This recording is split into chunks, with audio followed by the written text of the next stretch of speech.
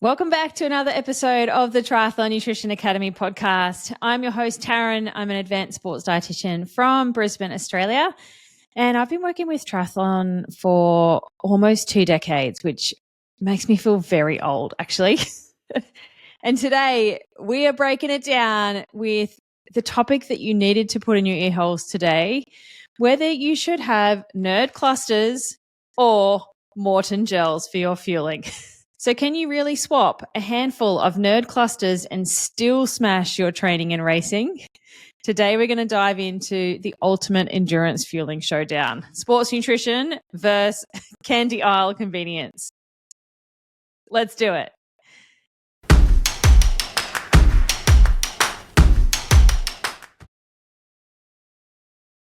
So if you've ever wondered whether you need expensive sports nutrition products or if something like nerd clusters can do the job just as well, you're in the right place. We're going to break down the carbohydrate content, the sodium levels, gut comfort, practicality, and all the things to understand real world performance of these two fueling options so you can make the best choice for your training and racing.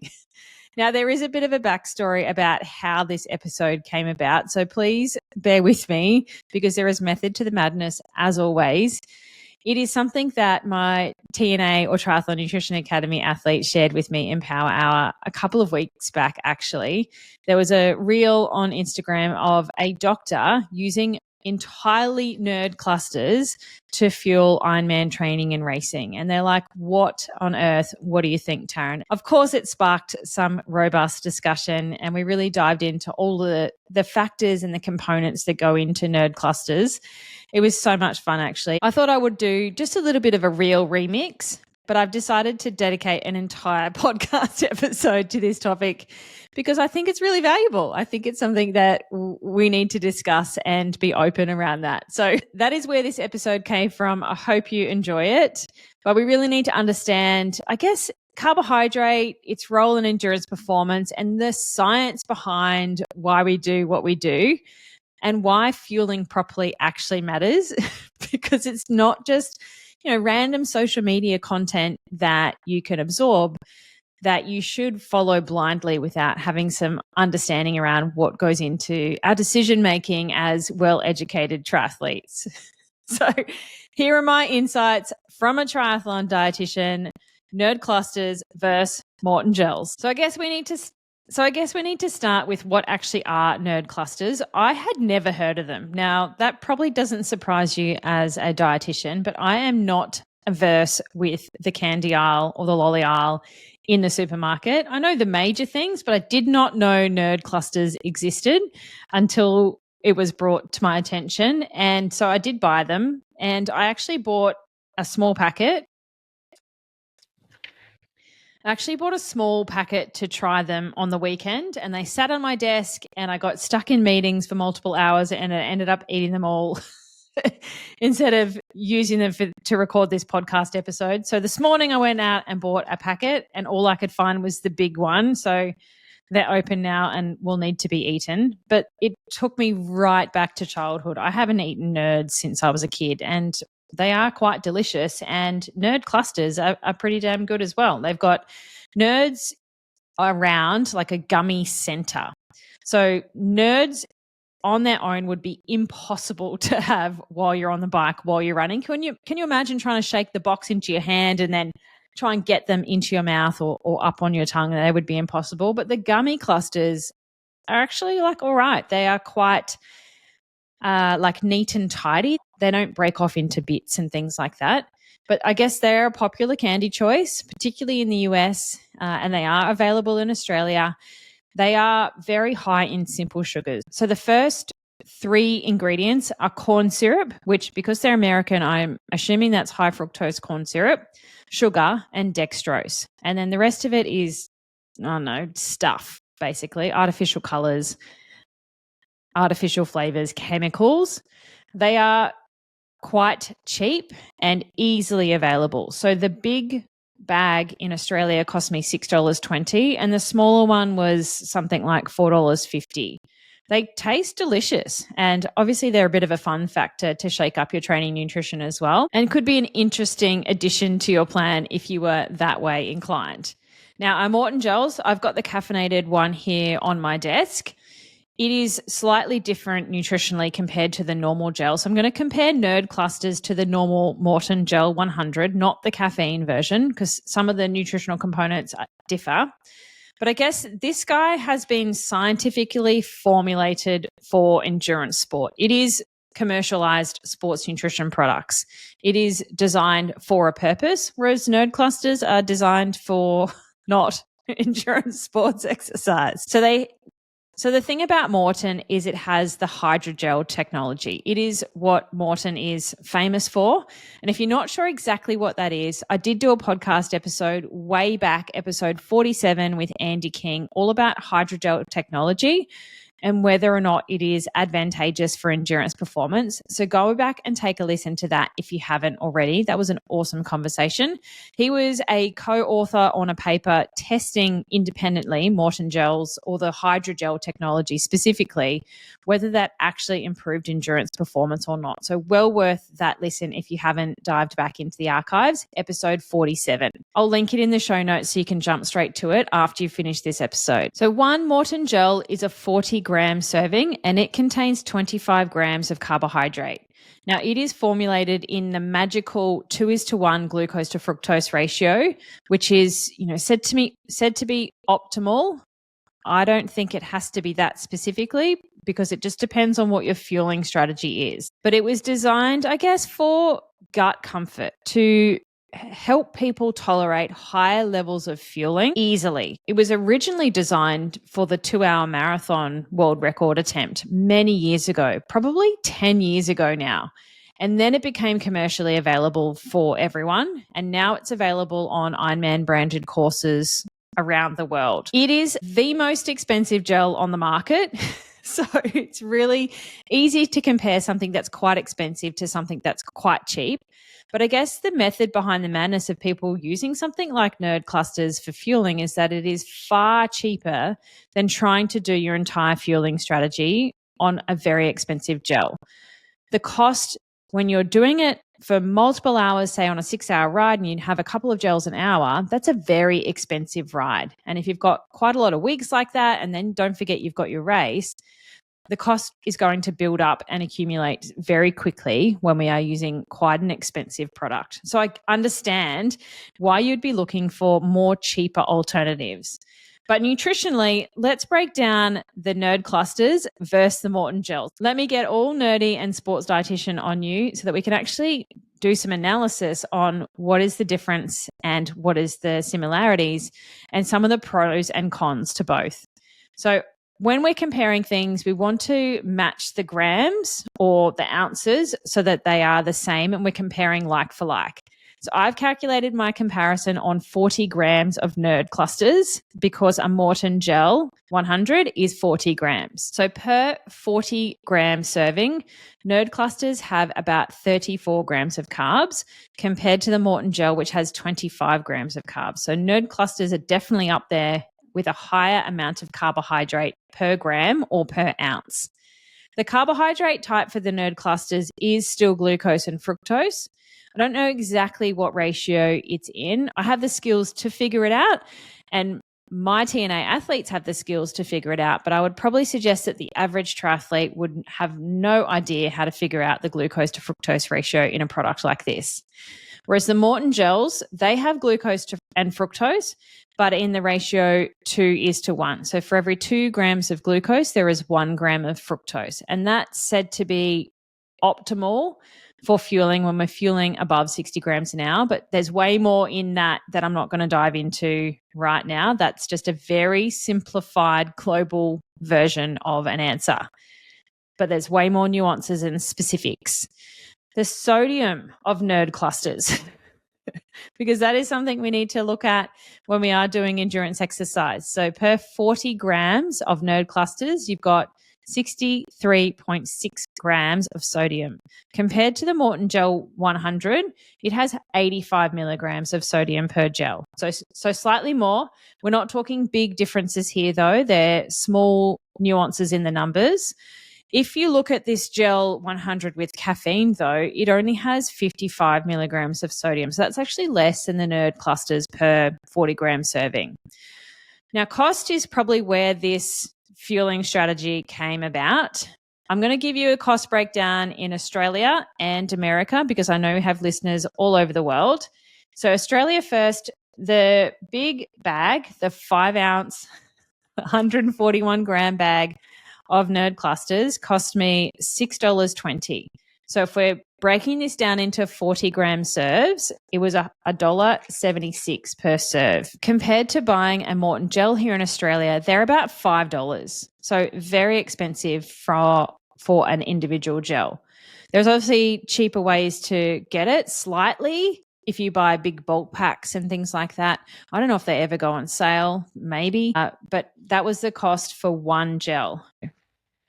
Now, because Nerds are from the US, they are way cheaper to buy in the US than they are in Australia because I'm fairly sure the air mile cost to get them here is quite high. But I had a look on the Walmart website and you can get the same size bag, the 5-ounce bag from Walmart, so much cheaper. And so in US dollars, they are 79 cents per 45.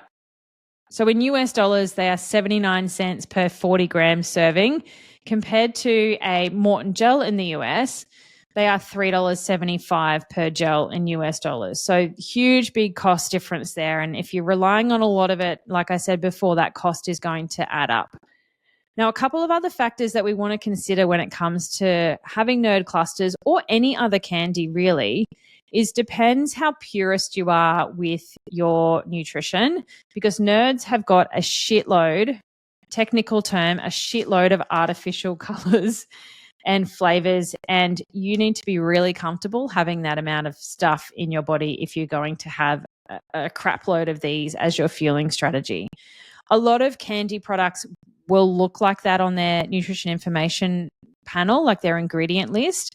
There is definitely a trend for candy or lollies to be moving away from that, though. I don't know if you've noticed, but like we have Natural Confectionery Company here in Australia. They've been around for a long time and they don't use artificial colors and flavors. They use natural colors and flavors from things like beetroot, etc. So candy is definitely moving that way, but I don't think you can get really bright fluorescent colors like Nerds from a natural food source. So they're very much artificially colored. And some people don't tolerate that. And it's not something I would ever give to kids either, is that amount of artificial coloring and all of those numbers on the packet. So that is one thing to consider with those. And then I guess the Maurten Gel has the option of caffeine, which you're not going to get from Nerd clusters, but you can definitely get it from other ways if you are that way inclined. So let's go through a little bit of a pros and cons list that I put together so that there is, I guess, some thought process around this fueling strategy. We're not just blindly following something we've seen on social media. So for Nerd clusters, some of the pros could be that it tastes great. And for people that don't like gels, they could be a good addition to a plan. They are very much cheaper to commercial sports nutrition, or particularly Maurten, but there are other cheaper sports nutrition products on the market, or you can also make your own. They are quite readily available. I don't know about other places in the world, but they were just in the supermarket here in Australia. They would definitely be available in the supermarket in the US and Walmart and probably gas stations and things like that as well. But some of the cons around this strategy is that they would be really difficult to carry. Just logistically, where are you going to put all these things? Like they're tiny, you could fill a bento box with them, but if it rains, like I did test them out. I went deep. I put one in a cup of water to see what happened, and yet the color just leached everywhere. So they would make an absolute mess if they did get wet, or if you're dripping sweat into your bento box.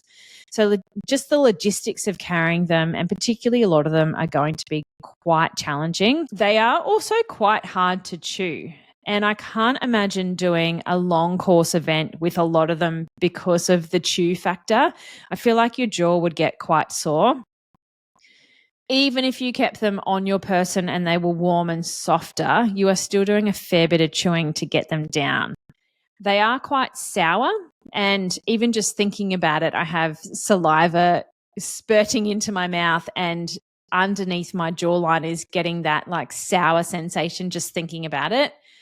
They are also very sweet. And so if you've got a long course event and you're relying heavily on them as your fueling strategy, you may get flavor fatigue and just over having so much sweet. I'm not 100% sure how much glucose and fructose is in them. I could figure it out, but it's something to consider as you're going to have to do that sleuthing to really dial in your fueling strategy, because you shouldn't just blindly have all of this stuff at 100 grams an hour and have no idea how you're breaking that down. The Maurten Gels, so some of the pros with these is that I guess they're designed specifically for sport. They are precise dosing, so we're not having to get kitchen scales out to weigh our servings of nerds and put them into little individual baggies and things like that. You've got a very portable, easy, convenient 25-gram hit of carbohydrate in a gel packet that should be easy to open and keep on your bike or on your person, wherever you're going to store it. And they're not too heavy. So much more practical in terms of fueling during training in a race. They may have less GI upset because of their hydrogel technology. It encapsulates that carbohydrate to help the digestive process in a very simplified way of describing that technology. But, you know, they're portable, they're clean, and they're a nice little hit. They have also quite a neutral taste. Most of you have probably tasted them at some point or another, but they're very kind of mild neutral. They're not very sweet, which is where gels are moving, is knocking out all that really sweet flavor that is in gel products. And that can help with flavor fatigue, particularly for the more longer course athletes that are doing maybe more sweet fueling. Negatives, though, are they are bloody expensive. And, you know, that cost, if you consider all of your training sessions, your big peak weeks and things, that cost is going to add up significantly if you are leaning on them quite heavily. And I guess another con is their texture for some athletes is quite off-putting. They have a very interesting, slippery hydrogel kind of texture. I liken them to the term snot rockets, and people are like, oh yeah, that makes sense. But if you haven't tried them, you'll now understand what that texture is like. Some people don't mind it, and I know other people just absolutely hate it, can't do it, can't swallow it. So that is definitely a con if you can't get your sports nutrition to go from your mouth further down your gastrointestinal tract where it's actually going to be useful. In terms of gut comfort, I guess what is easier on the gut, and it would come down to the individual, and it would definitely be personal preference. Maurten's hydrogel technology to create that gel-like structure is designed to help to reduce the GI issues that can be common with high carb fueling. Nerd clusters are very much just pure sugar, and they're going to digest and absorb quite rapidly and cause a massive spike in your blood sugar levels, which if you have any insulin resistance or, you know, type 1 or type 2 diabetes, or that's something that you are interested in, then I'd probably steer you away from nerd clusters, to be honest, because there are much healthier ways to get carbohydrate in than doing that to your body. But if you do have quite a large portion in a short space of time, they are more likely to cause gut upset compared to something like a Maurten gel.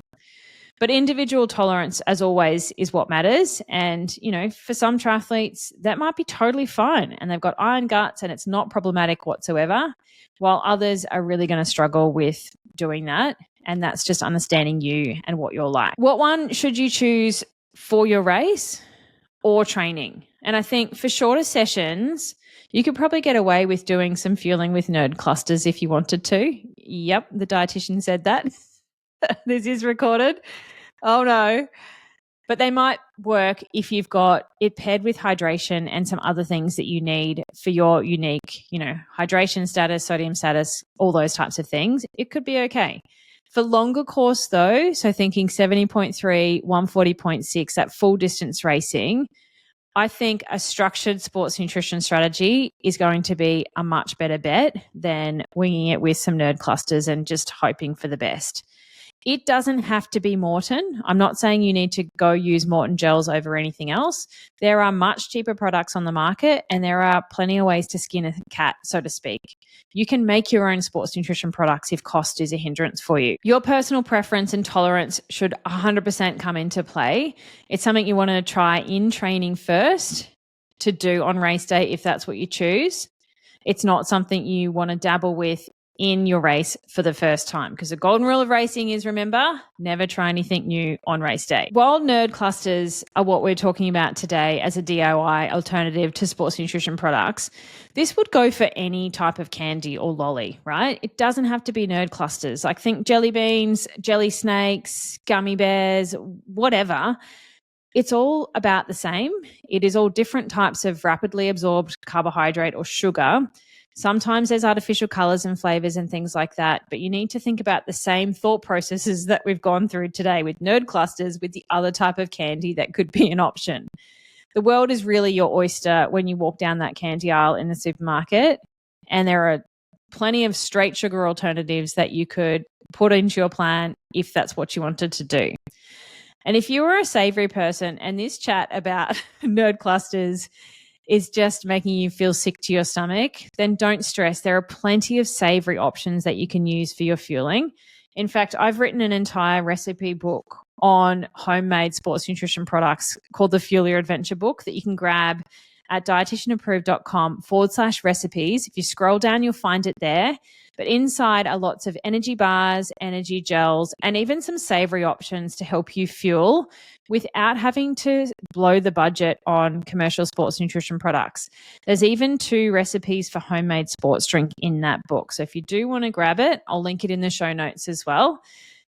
But that can be a handy arsenal to save some money and also have the added benefit of some nutrients when it comes to your fueling. Okay, so what is the takeaway of this madness and some action steps for you moving forwards? Because I'm very much a practitioner. I love to get practical.